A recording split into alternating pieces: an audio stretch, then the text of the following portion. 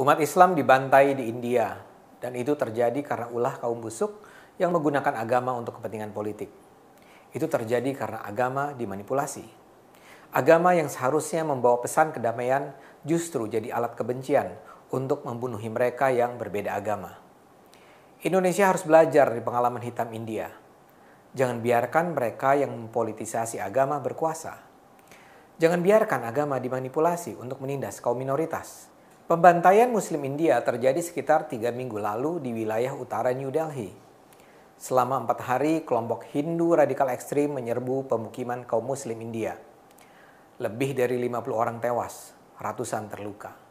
Masjid, rumah, pertokoan hancur. Ribuan Muslim melarikan diri dan kini tinggal di kamp-kamp pengungsian.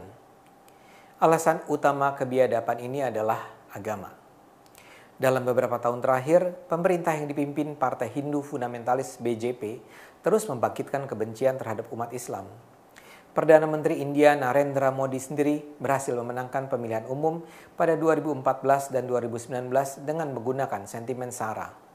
Dia menang 2 kali dengan semangat anti-Islam. Dan kini dia memerintah dengan mengandalkan kelompok-kelompok Hindu fanatik sebagai pendukung utamanya. Kaum Muslim adalah minoritas di India. Persentasenya di bawah 20%, 80% penduduk beragama Hindu. Tapi selama berpuluh tahun, kaum Muslim India memperoleh hak yang sama.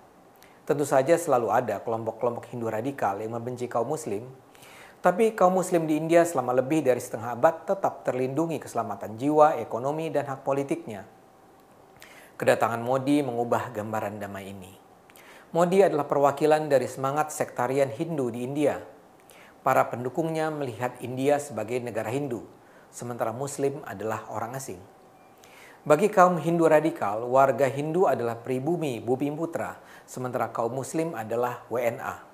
Kaum radikal sekarang kembali mengungkit sejarah konflik Hindu dan Islam di awal kemerdekaan pada 1947 yang menyebabkan terpecahnya India menjadi 2 negara. India yang Hindu dan Pakistan yang Muslim. Dalam konflik itu memang jutaan orang tewas. Kenangan pahit yang berusaha dilupakan itu kini kembali diangkat pendukung Modi. Modi digadang-gadang pengikutnya sebagai pemimpin Hindu sejati. Di bawah Modi, kaum Muslim perlahan menjadi warga negara kelas 2. Negara bagian yang mayoritas penduduknya Muslim, Jammu dan Kashmir, dipreteli status semi-otonomnya. Sekarang sudah berkembang ide agar kaum Muslim tidak boleh ikut dalam pemilihan umum, tidak boleh dipilih sebagai pejabat negara, apalagi kepala pemerintahan, dan tidak boleh mendirikan rumah ibadah. Pemicu kekerasan di awal tahun ini adalah diluncurkannya sebuah undang-undang kewarganegaraan baru. Dalam undang-undang ini, pemerintah akan mengusir para warga dan imigran yang tidak memiliki dokumen lengkap tempat tinggal. Masalahnya, mayoritas warga yang akan terkena adalah kaum Muslim. Karena itulah sejak Desember lalu terjadi protes di banyak tempat. Para pemrotes yang datang dari berbagai kelompok agama menuduh Modi hendak menjadikan India sebagai negara Hindu yang mendiskriminasikan Islam. Aksi protes berlangsung damai. Para pemrotes berkumpul menyanyikan lagu patriotik, mendengarkan pidato tentang kemerdekaan, solidaritas, dan sekulerisme.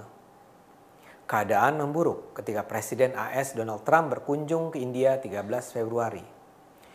Karena menganggap para pemrotes bisa merusak citra India, kelompok-kelompok radikal menyerang kaum Muslim di beberapa wilayah.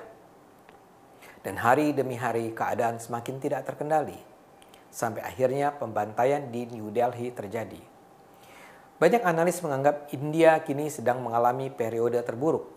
Di masa lalu, konflik antar umat beragama memang sudah berulang kali terjadi. Tapi kali ini konflik menjadi sangat buruk karena didukung atau dibiarkan pemerintah. Perdana Menteri dan partai berkuasa secara jelas memprovokasi kemarahan terhadap Islam. Pada 2002 di Gujarat juga sudah ada penyerangan terhadap Muslim. Ketika itu, Modi menjabat sebagai kepala daerah atau Chief Minister Gujarat dan dia dianggap membiarkan pembantaian terjadi. Ketika itu lebih dari 1.000 orang tewas, sebagian besar Muslim. Tapi setidaknya serangan terhadap Muslim di Gujarat itu didahului dengan dugaan bahwa kelompok Islam menyabot sebuah kereta api yang menewaskan puluhan orang Hindu. Kali ini pembantaian umat Islam terjadi tanpa alasan. Mereka dibunuh karena mereka Muslim. Apa yang terjadi di India layak membuat dunia marah. Tapi ini juga memberi pelajaran bagi kita semua tentang betapa cara beragama yang picik bisa membuat hati dan pikiran orang tertutup. Karena agama, manusia dibunuh, disiksa, diusir. Kaum muslim yang menjadi korban itu tidak bersalah apa-apa. Mereka ditindas karena mereka minoritas dan mereka beragama Islam.